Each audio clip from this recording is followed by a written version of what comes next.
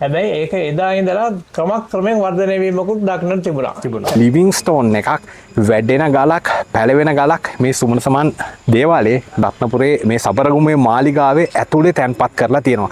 මේ ගල පැලවෙනවා, මේ ගල උස යනවා, මේ ගල වැඩෙනවා කියලා. ඉතින් අපි අද මේ වීඩියෝ එකෙන් මේ පැලවෙන ගල පිළිබඳවත් මේකේ ඉතිහාසය පිළිබඳවත් හැම දෙයක්ම දැනගමු.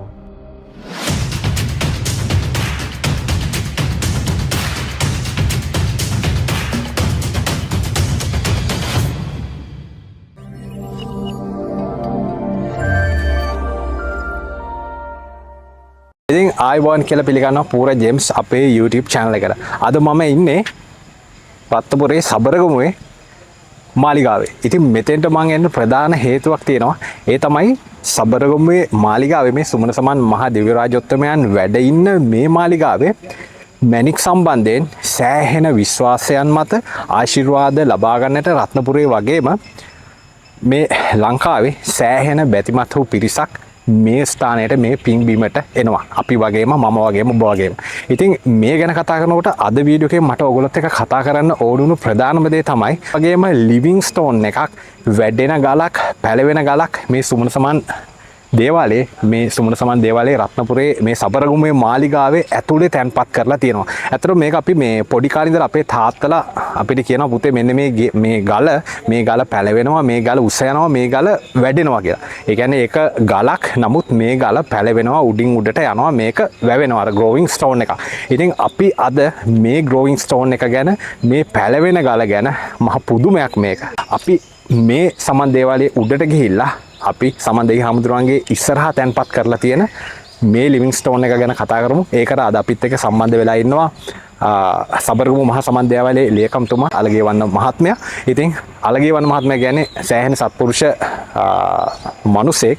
සෑහෙන අපිට මේ සමන් දේවාලයත් එක්ක කරන සහ ඒ වැඩවලට මාරම හයියක් වෙන කෙනෙක්. ඉතින් අපි අලගේවන්න මහත්මයාත් එක්ක කතා කරලා බලමු මොකක්ද මේ පැලවෙන ගල සහ මේකේ ඉතිහාසය, කොහොමද මේ දේවල් මෙතෙන්ට ආවේ, මැණික් එක්ක මේකට සම්බන්ධයක් තියනවද? ඒ හැම දෙයක්ම මම ඕගොන්ට අද මේ ගල මේ විදිහට පෙන්නලම කතා කරන්න බලාපොරොත්තු වෙනවා. අපි යමු එහෙනම් මේ පැලවෙන ගල පිළිබඳව කතා කරන්නට, ඕගොල්ලන්ට බලලා ඒ අත්දැකීම ලබා දෙන්නට. ඉතින් දැන් මම රැඳෙලා ඉන්නේ මේ සුමන සමන් මහා දේවාලයේ පහළ මළුවේ. ඒ වගේම මේ උඩ මළුවේ තමයි සුමන සමන් මහා දේවී රාජෝත්තමයන්න් වැඩ වාසය කරන්නේ. අපි හැමෝම වැඳුම් පිදුම් ආශිර්වාද ලබා ගන්නට මේ උඩ මළුවට තමයි යන්නේ. ඉතින් ඒ වගේම මේ පැලවෙන ගල ස්ථාපනය කරලා තියෙන්නේ මෙන්න මේ උඩ මළුවේ. අපි එහෙනම් චුට්ටක් ඕගොල්ලන්ට මේ ගැන පෙන්වන්න, මේ මුළු රටටම අයිති වෙලා තියෙන මේ වගේ සමහර තාක්ෂණයනුත් හිතාගන්න බැරි මේ වගේ දේවල්, විශ්මිත දේවල් ඕගොල්ලෝ හැමෝටම බලන්න අයිතිවාසිකමක් තියෙනවා. ඉතින් ගොඩක් වෙලාවට රත්නපුරේ අය පවා සාමාන්‍යයෙන් ගොඩක් කට්ටිය මේ වගේ තැනක් මෙතන තියෙනවා මේ ගල සම්බන්ධයෙන් දන්නේ නැහැ කොච්චර සමන් දේවාලයට ආවත්. ඉතින් මම හිතන්නේ ලෝකවාසී ඕගොල්ලොත් මේක දැකලා නැතුව ඇති කියලා මම විශ්වාස කරනවා. අපි චුට්ටක් යමු මේක බලන්න.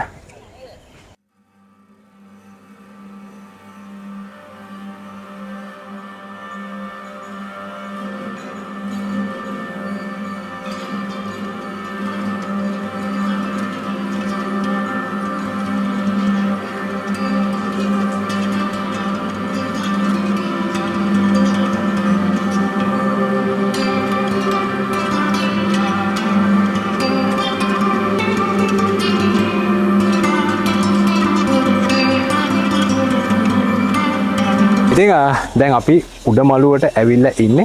ඉතින් මෙන්න මේ භූමිය තමයි සුමන සමන් දෙවියන් හාමුදුරුවෝ වැඩ වාසය කරන්නේ. ඉතින් ඒත් එක්කම මම ඕගොල්ලන්ට පෙන්වන්න ආපු, මම ඕගොල්ලොත් එක්ක කතා කරන්න ආපු පැලවෙන ගල ස්ථාපනය කරලා තින්නෙත් මේ සුමන සමන් දෙවියන් හාමුදුරුවන්ගේ ඉස්සරහා. සුමන සමන් දෙවියන් හාමුදුරුවෝ වැඩ ඉන්නේ මේ දේවාල භූමියේ ඉස්සරහා.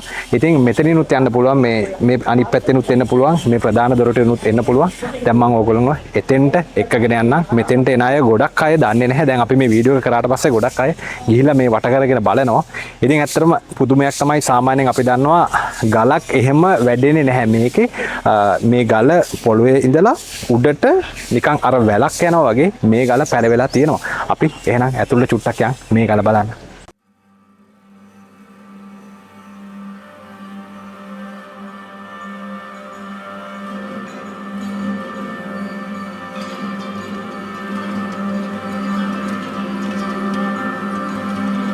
ඉතින් දැන් ඕගොල්ලෝ දකින්නේ බොහොම සුවිශේෂී ඇත්තටම දැකගන්න නොහැකි තරමේ දෙයක්.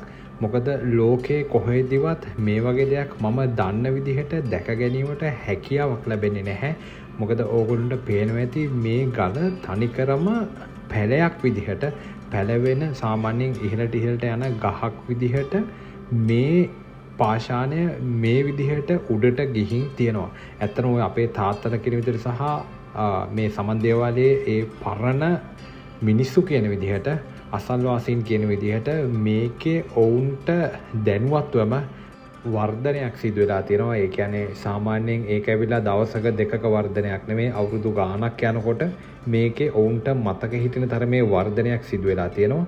ඉතින් මේ පිළිබඳව අපි මේ ගල මම ඕගොල්ලන්ට පෙන්වුවට පස්සේ මේ පැලවෙන ගල මම ඕගොල්ලන්ට පෙන්වුවට පස්සේ අපි සමන් දේවාලයේ ලේකම්තුමත් එක්ක මේ පිළිබඳව සම්පූර්ණ ඉතිහාස කතාවම අහගමු දැනගමු.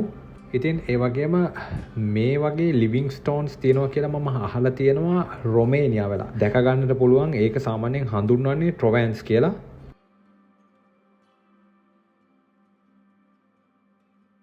ඉතින් ඒ ට්‍රොවැන්ස් එක බලන්න ගොඩක් ටුවරිස්ට්ලා එනවා කියලා තියෙනවා රොමේනියා වලට. ඒ වගේම යුනෙස්කෝ එකෙන් ඒකට ලොකු ප්‍රොටෙක්ෂන් එකක් දීලා තියෙනවා. ඉතින් නමුත් මේ ගලත් එක්ක ඒ ගල කොහොමටත් කම්පෙයා කරන්න බෑ. ඒක ඇවිල්ලා පොළොවේ මත වැතිරුණු ලොකු කළු ගලක් වගේ එකක් තමයි ග්‍රෝවිං ස්ටෝන් එකක් විදිහට දැක ගන්න පුළුවන්. ඉතින් විද්‍යාඥයෝ කියන විදිහට ඒ ගලට වතුර වැටුනහම තමයි ඒ ගලේ වතුර උරාගෙන ඒ ගලේ පොඩි ඉදිබීමක් එක්ක නිකන් ග්‍රෝවිං ස්ටෝන් එකක් විදිහට හඳුන්වන්නේ. නමුත් ඉතින් ඕගොල්ලන්ට පේනවා ඇති මේකේ කිසිම වතුර වැටීමකින් තොරව මේ ගලේ ස්වභාවික වර්ධනයක් අපිට දැක ගන්නට පුළුවන්. ඉතින් සමන් දේවාලයේ ලේකම්තුමා කියන විදිහට මේකේ වර්ධනය දැන් අපිට දැක ගන්නට ලැබෙන්නේ නැහැ.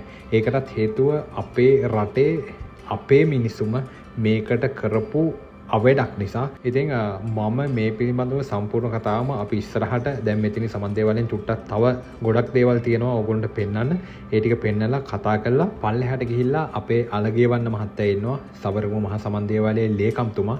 ඉතින් ලේකම්තුමාගෙන් මේ සම්බන්ධයෙන් සියලුම දේවල් සෑහෙන ඕගොල්ලෝ දැනගත යුතු. මේ පැලවෙන ගල වගේම මේ සම්බන්ධයෙන් ගොඩ නැගුණු කතා සහ මේකේ ඉතිහාස කතාව මොකක්ද කියන එක මම ඕගොල්ලන්ට පල්ලෙහාට ගිහිල්ලා අලගේවන්න මහත්තයාත් එක්ක ලේකම්තුමත් එක්ක මේ පිළිබඳව ගැඹුරින් කතා කරන්නට හිතාගෙන ඉන්නවා. එහෙනම් අපි දැන් චුට්ටක් මේ පැලවෙන ගලගාවින් මේ විශ්මිත සෝබාදහම නිර්මාණය කරපු සුමන සමන් මහා දිව්‍ය රාජෝත්තමයන්න් වහන්සේගේ දැස ඉදිරිපිට තියෙන නිරන්තරයෙන්ම සමන් දේවී රාජෝත්තමයන්න් වහන්සේගේ ආශිර්වාදයට ලක් වෙන මෙතනින් අපි චුට්ටක් එළියට ගිහිල්ලා ඒ කතා බහත් එක්ක එක්වෙමු.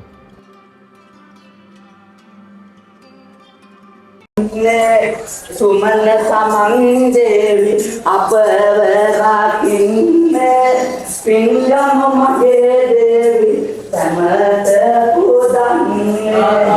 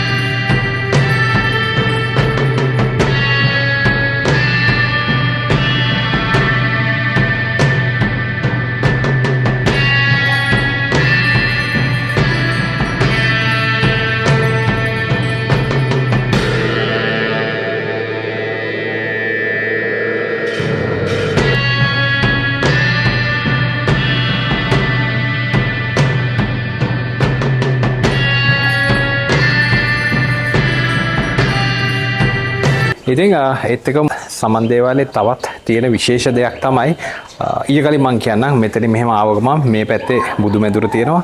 ඒත් එක්කම මෙතනින් බුදු මැදුර වැඳගෙන සුමන සමන් දෙවි හාමුදුරුවන්ගේ ඔබට ආශිර්වාද ලබා ගන්න පුළුවන් පූජාවට්ටි මේ හරියෙන් තමයි ඒ හැම සිද්ධියක්ම සිද්ධ වෙන්නේ. ඒත් එක්කම මෙතන පත්තිනි දේවාලය තියෙනවා. ඒත් එක්කම මෙතන ගම්බාර දේවාලය තියෙනවා. ඉතින් මෙන්න මේ දේවාල තමයි විශේෂයෙන්ම සබරගමු මහා සමන් දේවාලයේ වැඩ සිටින්නේ මෙන්න මේ දෙවිවරු. ඒත් එක්කම එතනින් චුට්ටක් මම කතා කළොත් මෙතන අපිට සෑහෙන වටින දෙයක් අහිමි වෙච්ච තැනක්.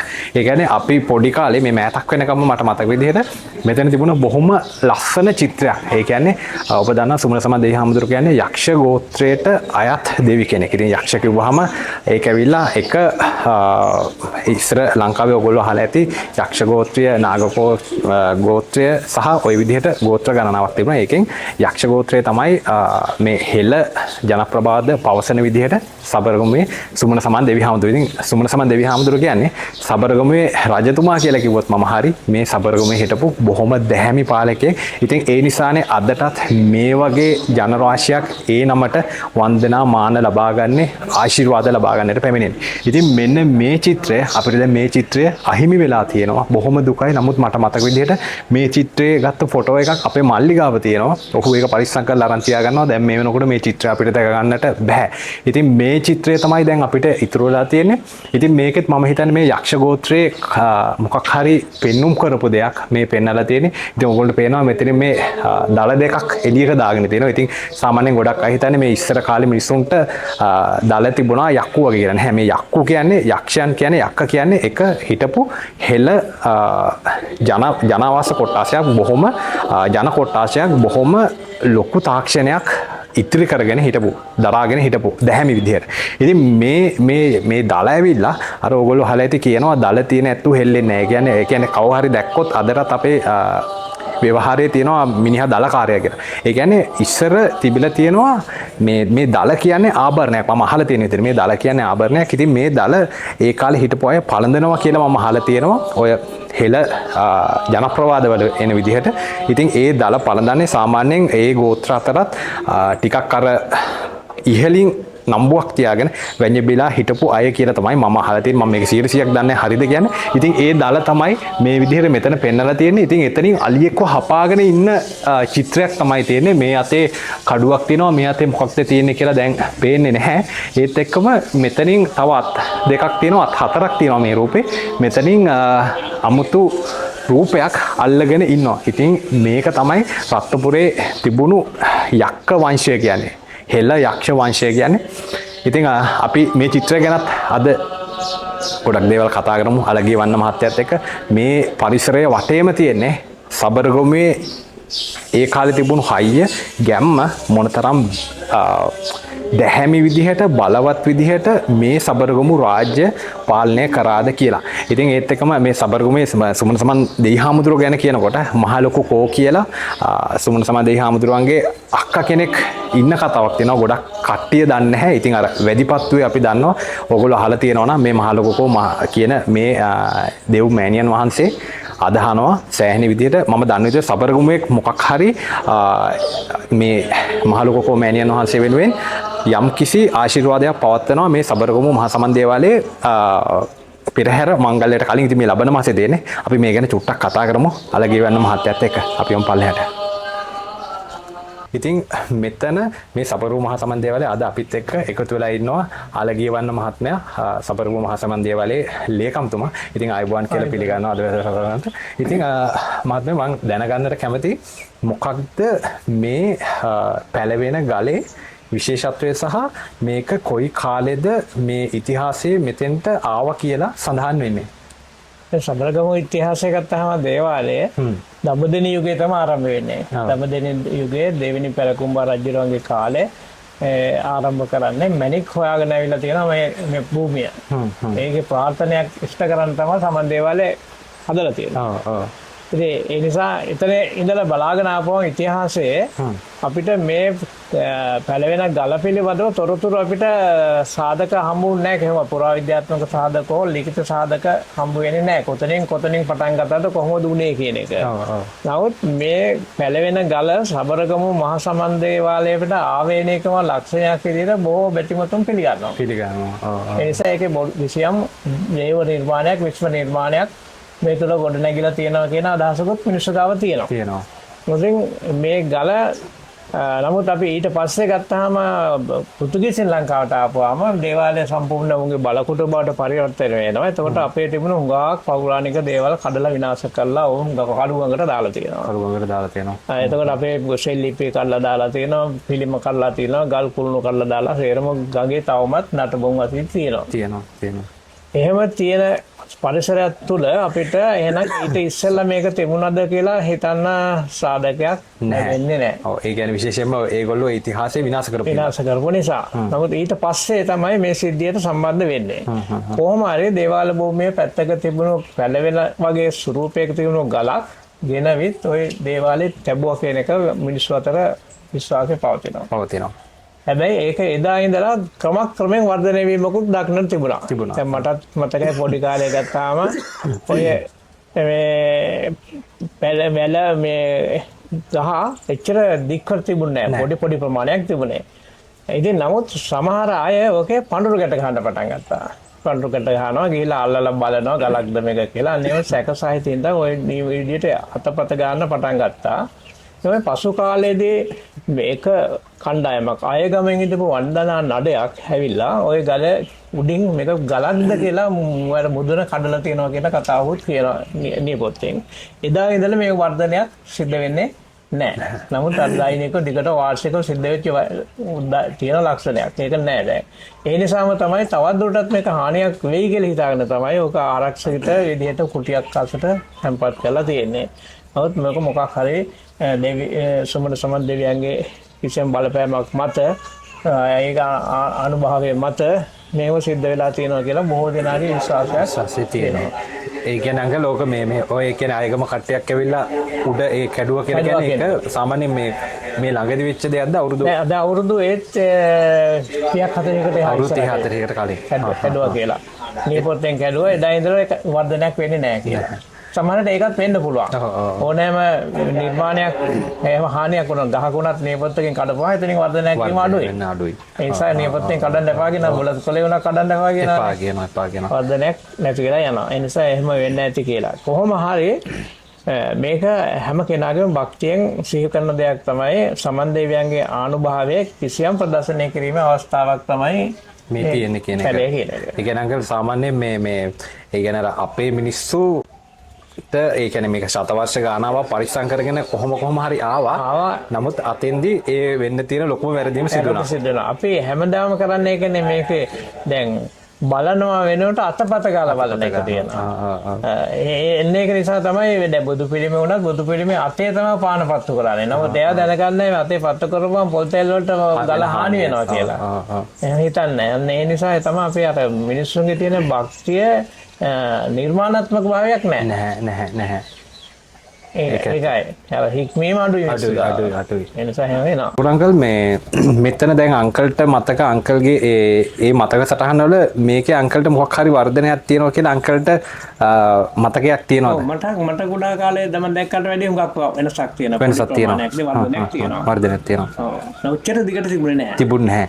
ඒක නිකන් පොඩි ස්ටූල් එකක තියලා ගල තියලා තිබුණේ. විත්තියට හේතු කරලා එතකොට තමයි මිනිස්සු පඳුරකට ගහන්නේ. ඒක කලබලනේ මිනිස්සුන්ට. ඒ කියන්නේ ටික කලින් තිබුණේ චුට්ටක් මේ වගේ උස එකක නෙමෙයි නේද අංකල්? වර්ධනයක් තියෙනවා දැන්. නමුත් දැන් අතට නැවතිලා තියෙනවා. එදායින් පස්සේ සිද්ධ වෙලා නැහැ. අර කඩපු දැන් ඔය තියෙනවා කුඹුරක් අස්සේ දාපු නිසා ඒක එහෙම වුණා කියන කතාවක් තියෙනවා. නාගු කර විදිහට කැඩුවා ඒ නිසා ඒක වුණා කියලා කියනවා. කොහොම හරි අපි මේ ස්වභාවිකව සිද්ධ වෙන ක්‍රියාදාමයක් වෙනස් කරන්න ගියාම ඒක වෙනස් වෙනවා අනිවාර්යයෙන්ම. එතකොට අංකල් ඒක තියෙන්නේ මේ ඔය මේ ඒ ගල පැලවෙලා තියෙන්නේ පස්සකද නැත්නම් වැලි මතු පිට වගේද? ගල් කෑල්ලක් තියෙන්නේ. කළු ගල් කෑල්ලක් තියෙන්නේ. කළු ගල් කෑල්ල උඩම ලියලා වගේ. තමයි කෙටවලකින් ඇවිල්ලා තියෙන්නේ. අර උඩ අංකල් මේ මතු පිට නිකන් වැලි වගේ දාලා තියෙන ඒ ආරක්ෂාවට ලඳවලා තියෙන පාත් වෙනවනේ. ඔව් හරි. එතකොට අංකල් සඳහන් කළා අර ඉස්සර මේ කියන්නේ අතීතයේ මෙතන පඳුරු ගැට ගැහුවා කියලා. ඒ කියන්නේ ඒක ඇවිල්ලා අංකල් මොන කාලේ ඒ කියන්නේ අවුරුදු 20ක් 30ක් වගේද සහ මේ ඒකට ලොකු ඒ කියන්නේ හේතුවක් තිබුණාද විශ්වාසයක් මිනිසුන්ගේ මේ පඳුරුඹ ගැට ගැහුවාම මේකේ මොකක් හරි ශක්තියක් තියෙනවා කියලා. ඒ මිනිසුන් ගාව ඇති වෙන දැන් මෙහෙම දෙයක් තියෙන දැක්කහම ඔව්. මේකේ මොනවාට විශ්ව බලයක් තියෙනවා. තියෙනවා. ඔව් ඔව්. ඒ බලය තවත් තහවුරු කරගන්න තමයි මිනිස්සුන්ට පඳුරු ගැට ගන්න පඳුරු ගැට ගන්න. ඔව් ඔව් ඔව්. එහෙම කරනකොට කල්ටි එක එක්කෙනෙක් ගැට ගැහුවොත් දිගටම ගැට ගහගෙන යනවා. ගැට ගහගෙන යනවා. ඔව් අනිවාර්යයෙන්ම. දැන්ටත් මේ පඳුරු ගැට ගහලා තියෙනවා ඔව් පිටින් ගැට ගහලා තියෙනවා. ඔව් ඔව්. ඒක ගැට ගහනවා. ගැට ගහුවාම ඒක හානියටපත් වෙනවා. හානියටපත් වෙනවා. එතකොට අංකල් දැන් අපි පැරවෙන ගල ගැන කතා කළා. ඒත් එක්කම අංකල් දැන් අපේ channel එකේ බලන්නේ මැනික් සහ මේ පතල් කර්මාන්තයට ගොඩක් එළබෙන්නට ඉන්න කට්ටිය ඒ බලන කට්ටිය තමයි මේක අංකල් අපේ channel එක ගොඩක් නරඹන්නේ. ඉතින් එතෙන්දී මේ සබරගම මහසමන් දේවාලයේ මැනික් සහ පතල් කර්මාන්තය පිළිබඳව සෑහෙන ආශිර්වාද ලබා දෙන තැනක් විදිහට ඈත අතීතයේ ඉඳලම සඳහන් වෙනවා. අංකල්ට මොකක්ද ඒ ගැන කියන්න තියෙන්නේ? ඔව් සබර ගමු කියලා කියන වචනේම සබර කියන මැනික් එකටත් එනවනේ. දැන් මැනික් වලින් පිළිච්ච ප්‍රදේශයක් තමයි සබරගම කියන්නේ. සබරගම. ඔව්. දැන් ලංකාවේ අනිත් ප්‍රදේශ වලට වඩා විශේෂයි සබරගම. ඒකට මේ මැනික් කර්මාන්තයත් සමන් දෙවියන් අතරත් සම්බන්ධතාවයක් තියෙනවා. තියෙනවා. දෙවියන්ගේ රස්සාව කියලානේ කියන්නේ. ඔව් දෙවියෝ මේ පුරවරේ දැන් මල්ලේ කඳු කරේ පදිංචි වෙලා ඉලකට සබරගමුවේ සේරම සොයා බලමින් මිනිස්සුන්ට අවශ්‍ය පහසුකම් සැපයීම සමන් දෙවියන් අතරින් සිද්ධ වෙනවා කියන එක මේ බැතිමතුන්ගේ තියෙනවා. ඒ නිසා සමන් දෙවියෝ මැනික් කර්මාන්තයත් අතර සම්බන්ධතාවයක් තියෙනවා. ඉස්සෙල්ලාම ලංකාවේ මැනික් හොයාගත්තේ සබරගමුවේ ඉන්නේ. සබරගමයි. ඒ නිසා සම්බන්ධයක් තියෙනවා. එතකොට දැන් ගත්තාම දෙවෙනි පරාක්‍රම බාහු රජු දඹදෙණිය යුගයේ පාලනය වෙන්නේ දෙවෙනි රජතුමා. එතකොට ඒ පොළොන්නරුවෙන් තමයි දඹදෙණියට රාජධානිය එන්නේ. කියන්නේ රාජධානියට වත්කම් කිසිවක් නැහැ. එතකොට රජතුමා දැන් රාජ්‍යත්වයට පත් වුණාට පස්සේ රාජ්‍ය භාණ්ඩාගාරයේ හිස් භාණ්ඩාගාරයක් සංවර්ධනය කරගන්නේ කොහොමද කියන රජතුමා කල්පනා කරනවා. කල්පනා කරනකොට මිනිස්සුන්ට යට ආරංචි වෙනවා සබරගම මැනික් තියෙනවා කියලා. ඒ මැනික් කරමු කියලා මැනික් කරලා ඒ මැනික් ගෙනහලා භාණ්ඩාගාරේ තැන්පත් කරලා ඒවා විකුණලා ඒකෙන් ආදායමක් හොයමු කියන අදහස තමයි රජතුමාට එන්නේ. ඊට රජතුමා ඒක විශ්වාස කරලා මෙහාට එවන සබරගමට ආර්ය කාමදේව කියන ඇමතියා. ආර්ය කාමදේව. ඔව්. එයා එවනවා මෙහාට කණ්ඩායමත් සමග මැනික් ගරන්න කියලා. මැනික් ගරන්න ඇවිල්ලා සමන් දෙවියන්ට බාරයක් වෙනවා. අපේ භාණ්ඩාගාරයේ පිරෙවෙන තරම් අවශ්‍ය මැනික් ප්‍රමාණයක් සබරගමුවෙන් අපිට හම්බ වුණොත් සබරගම මේ කාර්ය ඉෂ්ට කිරීම සඳහා සමන් දෙවියන් වෙනුවෙන් මෙතන දේවමාලිගාවක් හදනවා කියලා. උන්මාල් ප්‍රාසාදයක් හදලා ඒක තැන්පත් කරනවා සමන් දේව ප්‍රතිමාව. ඊට පස්සේ සමන් දෙවියන්ට ආශිර්වාද කරමින් කටයුතු කරනවා කියලා බාරයක් වෙනවා. දැන් අපුණ සාමාන්‍ය මැනික් ගරන්න ඉස්සෙල්ලා බාර වෙනවානේ. ඒ බාරයට අනුව මේ භූමිය තුල ආවට පතල් කපලා තියෙනවා. ඒත් එක්කම මේ වැඩේ හරියටම සාර්ථක වෙලා තියෙනවා. අවශ්‍ය මැනික් ප්‍රමාණය හොයාගත්තට පස්සේ ඒගොල්ලන් භාණ්ඩාගාරයට ටිකක් දීලා ඒ වගේම පොරොන්දු උපාතිදී මෙතන මේ මාලිගාව ඉදි කරනවා. ඔව් ආර්ය කාමදේව කියන ඇමතිතුමාගේ මේ රජතුමාගේ උපදෙස් මත. තුම්මාල් ප්‍රාසාදයක් විදිහට හදන්නේ. තුම්මල් ප්‍රාසාදයක් හදලා එහි මුදුනට රන්කොත් තමයි රන්කොතක් තමයි තියලා තියෙන්නේ. තියලා තමයි මේක ආරම්භ කරලා තියෙන්නේ. ඒකට ඒ වගේමයි සමන් දෙවියන් වෙනුවෙන් සියලුම තේවාවල් කරන්න ඕනේ කියලා ඒ කාලේ රජතුමා නියෝගයක් කරලා තියෙනවා. ඒ නියෝගයට අවශ්‍ය සේවා සැපයීම සඳහා තමයි නින්දගම් දීලා තියෙන්නේ. නින්දගම් දීලා තියෙන්නේ. ඒ නින්දගම් වල මිනිස්සු දේවාලට සම්බන්ධ වෙලා ඒ කාර්යකාරී මේ දක්වාම අනාදිමත් කාලෙක ඉඳලා කරගෙන යනවා. ඒකට මේ නින්දගම් හැමතැනමත් මැනික් වලින් පිරීලා තියෙනවා. මැනික් පිරීලා තියෙනවා. එහෙනම් සබරගමුවේ සමන් දෙවියෝ සම්බන්ධ වෙනවා මැනික් කර්මාන්තය පිළිබඳව. ඒ කියන්නේ එදා ඒ බාර වුණ දේ එදා ඒ බාරය වෙච්ච දේ ඉෂ්ට වීමත් සමගම තමයි පරම්පරාවෙන් පරම්පරාවට අද වෙනකම්ම ඒ විශ්වාසය ගොඩනැගිලා තියෙන්නේ. තාමත් භූමිය වල තියෙනවා. තාමත් තියෙනවා. ඔව් සාමාන්‍යයෙන් කියනෝනේ මේ රත්නපුරේ තියෙන අංකල් මේ මැනික් වලින් 10%ක්වත් තාම අරගෙන නැහැ කියලා. ඔව් ඒක. මේ ගඟ ගත්තොත් කළු ගඟ හරියට මැනික්. මේ සංරක්ෂණය කරලා තියෙන මේකට කාටවත් අඩියක්වත් හාරන්න බෑ පුරාවිද්‍යා දෙපාර්තමේන්තුවේ අවසරයක් නැතුව. යම් කෙනෙක් නිකන් හැරුවොත් ඒක විමාන කරන්න තරම් බලයක් තියෙනවා අනිවාර්යයෙන්ම. ඒකම රැකලා තියෙන්නේ මේ භූමිය ආරක්ෂා කරන්න ඕන නිසා. ඒත් එක මංකල් අර මෙතන තියෙන චිත්‍ර දෙක ගැන මම චුට්ටක් අංකල්ගෙන් ඇහුවොත් අපි ඒක ඉතිහාසයක් දන්නේ. ඒක දැන් ප්‍රධාන පිවුසුම් දොරටුවනේ සේවාලේ. ඒ සාමාන්‍ය ඔය දේවාලවල තියෙන විශ්වාසය වැඩි තියෙන්නේ හුඟක් යක්ෂ පිළිබඳව. යක්ෂයන් පිළිබඳ ලොකු විශ්වාසයක් තියෙනවා. ඒ කියන්නේ අපි කියන්නේ දැන් දෙවියන්ට වාරයක් වුණාට දෙවියෝ නෙමෙයි ඒ කාර්යය කරන්නේ ඒගොල්ලන් ගාවිල අතවැසියෝ ගිහින් තමයි මේ වැඩේ කරන්නේ කියලා. එතකොට ඒ නිසා ඔය බලපෑම් තියෙන ඒගොල්ලන්ගේ යක්ෂ ගෝත්‍රිකයන්ගේ දේව ගෝත්‍රිකයන්ගේ බලපෑම උතන තියෙනවා. සීවර්ධනය කරන් තමයි සිව වටුක කියලා චිත්‍ර දෙක ඒ ශිව වටුක කියලා ඒ නම් දෙක. ඒතකොට දැන් ඔතන ඇතුල් වෙනකොටම ඒ දේවාලෙත් ආරක්ෂා කරන මේ පැත්තේ බලාගෙන ඉන්නේ. අර රතු පාට චිත්‍රයි නිල් පාට චිත්‍රයි ඒ පැත්තේ බලාගෙන ඉන්නේ. ඊළඟට දැන් අස්සට යනකොට අර යටපත් වෙලා තියෙන මතු කරපු චිත්‍ර ගොඩක් තියෙනවා. හැම එකම යක්ෂයෝ ඉන්නේ. ඔව්. හරිද? එතකොට දැන් අපේ සාමාන්‍ය සිරිත තමයි අපි දේවාලයකට එන්නේ මිනිස්සු මොන හරි විශ්වාසයක් තියාගෙන. හේතුව දැන් මට කරදරයක් වුණා, මට ප්‍රාර්ථනාවක් තියෙනවා හිතාගෙන එන්නේ.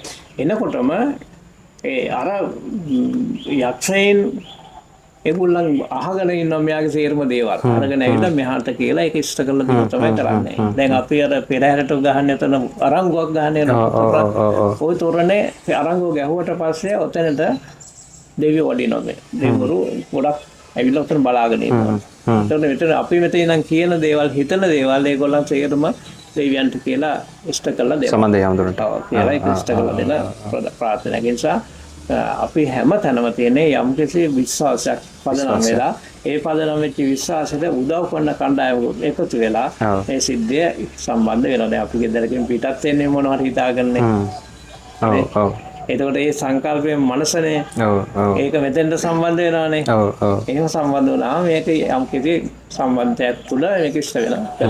ඒ කියන්නේ අනිවාර්යෙන්ම අංකල් මම කිව්ව හරියටම හරි සාමාන්‍ය දැන් ජනාධිපති කෙනෙක් වහම ජනාධිපතියට මේ මුළු රටේම පස්සේ විසඳන්නත් බෑ. ඒකට ඇමතිලා ඉන්නවා, පල්ලෙහෙන් මන්ත්‍රීලා ඉන්නවා, එක පළාත් පාලන ඒ තැන්වල මෙතන කරන්නේත් ඒකයි. ඉතින් ඊළඟට දැන් දෙවියෝ ගත්තාම සුමන සමන් දෙවියෝ අර ඉහළ මාළේ වැඩ ඉන්නේ. ඒකට එතෙන්ට යනකම් එක එක්කෙනාට අපි මේ අපේ මිනිස්සුන්ට වගකීම් පාවලා තියෙනවා. දේව දාන සකස් කරන හැටි, පූජාවල් පවත්වන හැටි, යාත්‍රිකා කරන හැටි, උදව් කරන්නේ කොහොමද කියන හැටි සේරම එක එක්කෙනාට අපි නියමයන් රාජ නියමයන් තියෙනවා. ඒ නියමයන් කියනම සිරිත් කියලා. සමහර ඒවා සිරිත් තියෙනවා මේ කියන්නේ නැති ඒවා. රහස්. රහස් ඒවා රහස් රාජකාරී කියලා. අනිත් ඒවා සමහර ඒවා කියනවා ළමංගේ දැන් සාමාන්‍ය රහස්කාරක තමන්ගෙන් පස්සේ තමන්ගේ පුතාට තමයි. පුතාට විතරයි කියලා තියන්නේ. එතන පවුලෙන් එහාට යන්නේ නෑ. ඔව්. ඉතින් ඒවා ලොකු විශ්වාසයක් වල මේක තියෙන ක්‍රියාවලියක්. සාමාන්‍ය අංකල් එතකොට දැන් ඔය ඉතිහාසය සහ ඔය විශේෂයෙන්ම අර චිත්‍ර සහ අපි අර ඇතුළට ඇතුල් වෙනකොට නිකන් අඹල වගේ තියෙනවා. ඒවේ ඉතිහාසය සාමාන්‍ය කොච්චර වගේ පරණයිද? දැන් ඕවා ටික පෙර මුල් කාලෙටම යනවා. මුල් කාලෙටම යනවා. ඒ කියන්නේ ආර්ය කාමදේව පස්සේ ඇති වෙච්ච දේවල්. ඕවා ටික ඔය චිත්‍ර ටික ඉස්සර තිබිලා තියෙනවා. පෘතුගීසින් අල්ලගත්තට පස්සේ පෘතුගීසි මේවා කඩන්න බෑනේ වික්කේ. ඒක මකලා දානවා. මකලා දාලා. ඔව්. මකලා දැම්මට පස්සේ අපේ අය ගත්තට පස්සේ අපිත් ඒක හුණු ටිකක් ගාලා දැම්මා. හුණු තට්ටුවක් දැන් තියෙන චිත්‍ර ටික වැහිලා. දැන් චිත්‍ර ටික යට වෙලා තියෙනවා. දැන් මේ පැත්තේ පිටිය මතු කරේමනේ. අර පැත්තේ පිටිය තමයි මතු කරලා තියෙන්නේ. ඒ මතු කරගත්ත චිත්‍ර සංරක්ෂණය කරන්න ඕනේ ක්‍රමක්‍රමයෙන්. නැත්නම් හානියටපත් වෙනවා. වැලි සහිත කපරාදුවක් තුළ තමයි මේක ඇඳලා තියෙන්නේ. ඇඳලා තියෙන්නේ. අර රතු පාට චිත්‍රය අපි පොඩි කාලේ දකින්නට වඩා දැන් වෙනස් වෙලා. ඔව් නැති වෙලා අඩු වෙලා තියෙනවා. අඩු වෙලා තියෙනවා. අනිවාර්යයෙන්ම. ඒක සංරක්ෂණය කොහොමද වාර්ෂිකව කරන්න ඕනේ. විශාල මුදලක් උකට දරන්න ඕනේ. අපිට කරන්න බෑ. මධ්‍යම සංස්කෘතිකාර මුදල තමයි මේ කාර්යය කරන්නේ. මේගොල්ලන් ලොකු මුදලක් වැය කරන්න ඕනේ. දවසක පොඩි වැඩ කොටසක් තමයි කරන්නේ. සිවුම් වැඩනේ. ඔව්. ඒත් එක්කම අංකල් මේ අපි අහලා තියෙනවට කට ඉස්සර කරගන්න එපා. ඒ වගේ සංකල්පයක් විශේෂයෙන්ම මේ සබරගමුවේ ගොඩ නැගිලා තියෙනවා. ඒ ගැන මොකක්ද අංකල් දරන අදහස? ඔව්. අත ඉස්සර කරගන්න එපා කියලා. දැන් සිරිපාදට යනකොටත් ඔය කතාව අපි කියනවා. සංසිඳේ කියලා. එතකොට අපි පාලනය වෙන්න ඕනේ. දැන් දේවාලයකට ආපුවාම අපි විශ්වාසයක් තියෙන්න ඕනේ. විශ්වාසය අපි කඩ කරගන්න හොඳ නැහැ. අපි මොන හරි දෙයකට ඕන දෙයකට අපි මොන හරි කරගන්න යනකොට අපි හිතාගෙන යනවා යම් කාර්යයක්. ඒක මට මෙතන ඉෂ්ට වේවි කියන අදහසකුත් තියෙනවා. ඒතර උතන කියන මම තාර්කික වුණොත් එහෙම මගේ කට වෙනස් වෙලා යනවා. එතකොට ඒ නිසා එහෙම හොඳ නැහැ කියන්නේ. හිතේ තියාගන්නවා දෙයක් නොකිය. නොකිය ඒක තියාගන්න තම විශ්වාසයෙන්ම කරගන්න ඕනේ. ඒක තමයි අර ශ්‍රීපාද යනකොටත් කියන්නේ. මේ කතා දැන් කට වෙනස් කරගන්න එපා. එහෙම මොනොත් සිද්ධි වෙනවා ඒක. වෙනස් වෙනවා කියලා. ඒකේ සෑහෙන ඇත්තකුත් තියෙනවා. ඇත්තක් තියෙනවා. දැන් ඒකේ හානියකුත් වෙනවා. අපි මෙතන විශ්වාසයෙන් ඇවිල්ලා කරන්නේ නැතුව මෙතන බැනලා ගියොත් මොකද වෙන්නේ? දැන් මට මානිත් පැත්තට ඉතින් මම මෙහෙම වැඩක් කරා කියලා. ඒ වැරදිකාරී හැඟීම තියෙනවා. හැඟීම තියෙනවා. ඒ හැඟීම නිසා ආපස්සට යන්න බලපානවා. ඔව් අනිවාර්යයෙන්ම. ඒ සාමාන්‍ය රාජකාරියම කරන හරි හැම කෙනාම පරිස්සම් වෙනවා. මලගයක් වුණොත් මාස 3කට එන්නේ නැහැ. මලගයක ගිය මිනිහෙක් යන්නේ නැහැ උඩට. ඒක අපි දැනගන්න ඕනේ. පූජනීය ස්ථානයක්. ඒ ස්ථානයේ තියෙන ක්‍රියාවලිය ඒකට අපි ගරු කරන්න ඕනේ. ගරු කරනකොට තමයි විශ්වාස කරනකොට තමයි යමක විශ්වාසය පළ දරන්නේ. ඔව් අනිවාර්යයෙන්. ආගමුණත් එහෙමනේ අපි ආගම විශ්වාස කරනවා නම් අපිට ඒක ආගම විශ්වාසය තුළ අපි මනස හැදෙනවා. නැත්තම් මනස හැදෙන්නේ නැහැ. අනිවාර්යයෙන්. ඉතින් මනස තමයි මෙතන තියෙන ගොඩක් බලපාන. ඔව්. ඒත් එක්කම අංකල්ගෙන් අහන අවසාන ප්‍රශ්නේ සමන්දේ හාමුදුරුවෝ කියන්නේ විශේෂයෙන්ම සබරගමුවේ හිටපු ප්‍රාදේශීය නායකයෙක් කියලා කියනවා.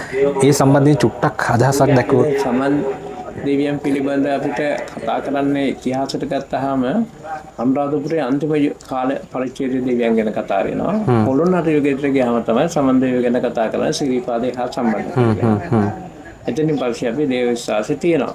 ඊට ඉස්සෙල්ලා අපි කතා කරනකොට බුදුහාමුදුරුවෝ ලංකාවට පළවෙනි වතාවට වැඩි මයංගනේ. දැන් මයංගනේට වඩින වෙලාවේදී සමන් දෙවියෝ කියන්නේ සමන් බණ්ඩාර කියලා. සමන් කියන කුමාරයා බුදුහාමුදුරුවෝ සමග ගමන්ට යනවා. එකතු වෙනවා. එකතු වෙලා ගිහලා මයංගනේ ඔය යක්ෂ සහ රාක්ෂස අතර තිබුණ ගැටුම සමතේපත් කරගන්න සම්බන්ධ වෙනවා. දැන් එතන ගා ප්‍රාතිහාර්ය බුදුහාරෝ පෙන්නලා තමයි ඒගොල්ලන් দমনය කරන්නේ. යක්ෂ দমনය කරන්නේ. යක්ෂයන් අතර තියෙන ගැටුම দমনය කරන්නේ. එතකොට එතන ඉඳලා තමයි සමන් දෙවියන් ගැන වැඩි වැදගත්කමක් අපිට සම්බන්ධ වෙලා යන්නේ. ඉතින් සමන් දෙවියෝ කියලා කියන්නේ සෝවන් භාවයට පත් වෙච්ච දෙවි කෙනෙක්. හේතුව බුදුහාරගේ බණ අහලා බුද්ධ රත්නත්‍රේ විශ්වාස කරලා හේතු පිළිපදලා දැන් සෝවන් භාවයට පත් වෙච්ච එකම දෙවියා. ඉතින් අතරගම අනිත් දෙවිවරු ගත්තාම එහෙම සම්බන්ධයක් නැහැ.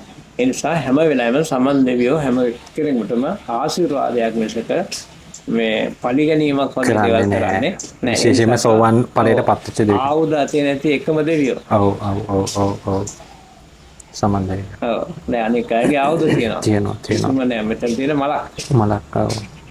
ඉතින් ඒ නිසා ඒ සමන් දෙවියන්ගේ තියෙන ලක්ෂණ එකයි සමන් දෙවියෝ අපිට ඓතිහාසික දෙවියන්ගේ ශ්‍රී ලාංකික. ඔව්.